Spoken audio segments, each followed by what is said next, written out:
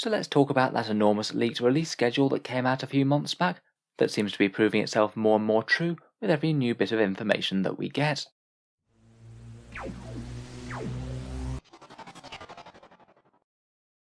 Hello and welcome back to Auspex Tactics, where today we're talking about the future releases for Warhammer 40K, and I thought I'd finally get round to talking about the really big collection of rumours that came out on the Bolter and Chainsword quite a while back now. It's already been talked about all over the internet by quite a bit. Most of the other news and rumour sites have already featured it, but now that it seems all but confirmed that it's legit, let's talk about the likely next Codex releases and the kits that are predicted to be coming for Warhammer 40K next. So I believe that this leak was originally posted on the Bolter and Chainsword forum, and since then was taken down from there, but reposted onto Reddit and various other places. Of course, in the wilds of the internet there's plenty of people making their own takes or predictions, but I must admit when I first saw it this one looked unusually detailed, and supposedly was from a source that's been right on quite a few things in the past. I believe that it was published in late August, and now several parts of their rumours have already been confirmed. So far they predicted the exact contents of the Black Templars launch box, the Crusader Squad Redemptor and characters, and even going as far as to tell us some rules of the Primaris Pyreblaster model that we got, the one with the AP-1 extended ranged flamer. They also mentioned the Sisters Neophyte kill team, which of course has already been shown off, you can see them on the right here, the rebroxed and upgraded Pathfinders sprues, and the shiny new model from High Marshal Helbrecht.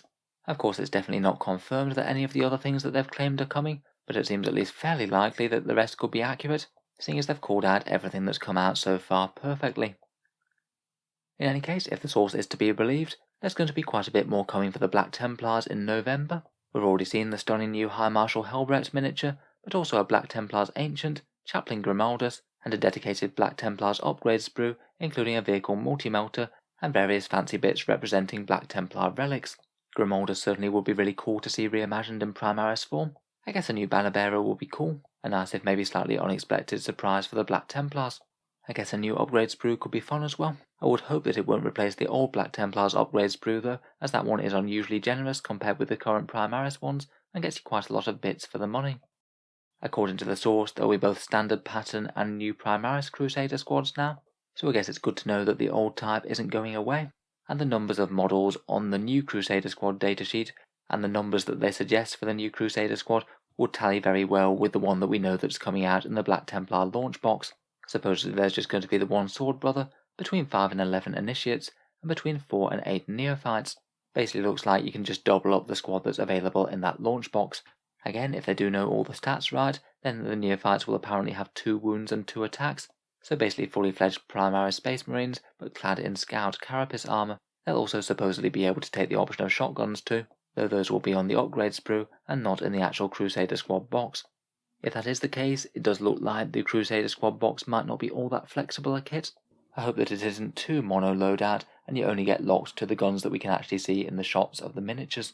For me that will just be a bit annoyingly similar to the Orc release that we got, the one where you only get a set number of Shooter Boys and Slugger Boys and you can't mix and match.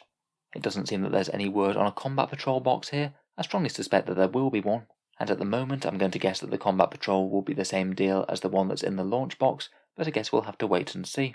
I would be very surprised if Games Workshop didn't release a Combat Patrol box, as they have done alongside every single codex that's come out in 9th edition so far. In any case, looking on to December, the forecasted codexes are Genestealer Cult and Custodes. We know from the roadmap that Games Workshop released that there'll be one Xenos faction and one Imperial faction in December, so that would fit the bill. With Xenos there's a fair few factions to choose from, though for Imperium I think it's just the Custodes and Imperial Guard that will be the main choices, and I think it would be a shame if Custodes came out first, as I feel that the current state of Imperial Guard could probably do with the attention more than the Custodes, who are still kind of holding their own okay. Alongside the release there's supposedly going to be a Versus box for the armies, similar to Hexfire or the Piety and Pain box, again headed up by a couple of new characters, a Lieutenant equivalent for the Custodes, and a Genestealer Cult Saboteur. The Saboteur in particular would fit in very well with the Rumour Engine picture Games Workshop had shown off, basically what is clearly a Genestealer Cult hand holding a detonator.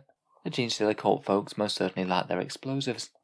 I guess Custodes and Genestealer Cult are two quite small factions to update, they maybe don't need quite as much work as some of the others, though I think that more people will be interested to see codexes like Tyranids and Guard first. They're just armies with a much bigger following each, and also both in a bit of a need of a tune-up.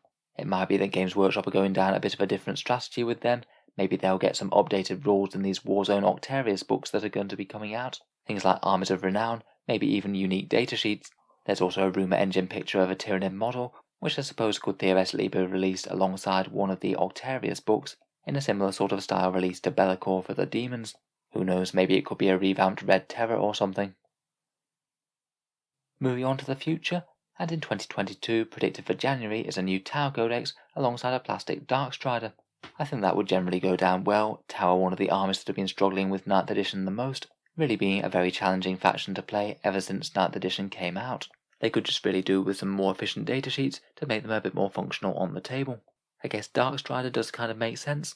It seems that the pattern of the 9th edition codexes either seems that you get one minor character, or you get a fairly hefty release, and Darkstrider the Pathfinder character is one of the older Finecast models and would look quite nice heading up those new and updated Pathfinders. After that there's no specific dates mentioned, but there's another 3 major releases detailed, the Chaos one with quite a lot of specifics. I think Games Workshop don't always set things in stone for quite a while before releasing books and codexes. Just this year we've clearly had the Thousand Suns and Grey Knights one delayed for long after they should have been released. I believe they were originally billed to come out before Orcs, but they decided to shift things around. So again, if this does all turn out to be right, we could see these next 3 in basically any order at this point. For Chaos, the rumours are really quite tasty. For the actual Chaos Marines themselves, there'll be a new Possessed kit, Chosen, new bikes, and a Warpsmith. All of those seem like very plausible choices to me. The Possessed could be updated to be more in line with their greater Possessed counterparts. The Chaos Bikers really are showing their age at this point, and I'm sure they'll enjoy being bulked up to rival those Primaris Outriders. And the Warpsmith is another example of a Finecast kit that could easily do with an upgrade. Again, with a rumour engine picture, there appears to be a hammer with some nice disturbing machine tentacles on the back. I think that this one really does have really quite a high probability of being a Warpsmith. It's really clearly Chaos, and those Mechadendrite things just absolutely scream Warpsmith to me. Otherwise though, it does appear that Games Workshop might be delivering on another long-held fan request. While the Forge World Renegades and Heretics army went the way of Warhammer Legends, it seems that there might be plans for them to come back in force in plastic. Supposedly this will be really quite a huge infantry army release, new cultist and renegade guardsmen in a similar style to the ones that were released in Blackstone Fortress a way back, both human mutants and possessed humans, a cultist standard bearer, and a cultist character and bodyguards. I do kind of wonder if they're doing this big a release, whether they might break them off into their own mini codex, and make either Renegades and Heretics or the Lost and the Damned their own standalone thing again, rather than cramming them into the standard Chaos Marine Codex. I think that'd be really quite cool though. Could be fun to see some hordes of mutants descending on the Imperium and tearing things apart. Otherwise there's supposedly another Chaos Knight variant in the works, and a new Craftworld Eldar Codex alongside several much needed updated kits. We have already seen one preview that looks fairly Eldar, this little gizmo on the right here, potentially a mine from a Ranger kit, or maybe a vehicle control panel of some kind. Finally, for projects that are supposedly being worked on, there's World Eaters, Squats, Demons and Guard, 3 of those sounding a lot more plausible than the last one, but who knows with what Games Workshop have chosen to revitalise over the last few years. World Eaters and Emperor's Children certainly seems like they're going to be inevitable at some stage. We've got Magnus and Mortarion, why not Angron and Fulgrim, and some Khorne Berserkers and Noise Marines while we're at it. A new Demons Dex wouldn't be a bad thing either, they can fold Be'lakor into it, and there's also been a few new Slaanesh demons for Age of Sigmar released as well. I believe those Sinessa and Dexessa characters. I see no reason why they wouldn't also be ported into 40k.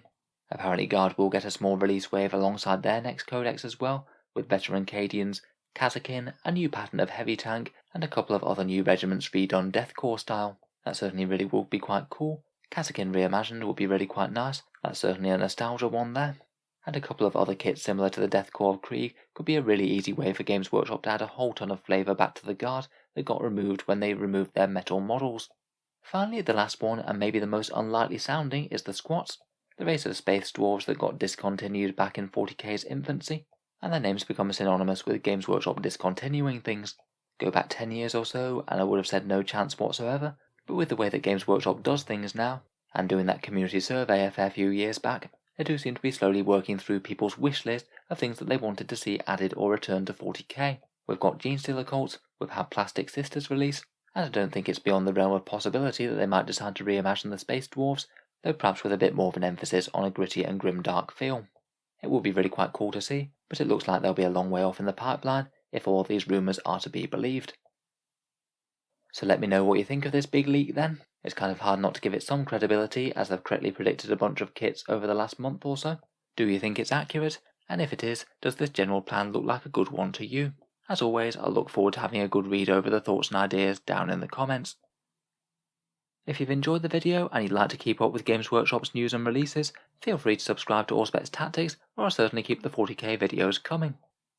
Finally, if you have been enjoying the content on the channel quite a bit, I would just like to mention that Auspex Tactics does have a Patreon page, and it is what allows me to make so many videos quite so often. If you are enjoying a lot and would like to help support, channel patrons do get a fair few advantages, including seeing certain videos early, regular votes to see what sort of things happen next on the channel, and automatic entry into the regular prize giveaways with the chance to win some really big model kits each month. If any of that sounds good to you, or you'd just like to help out, feel free to check out the link below. In any case, an absolutely enormous thank you for listening, and I'll hope to see you guys next time.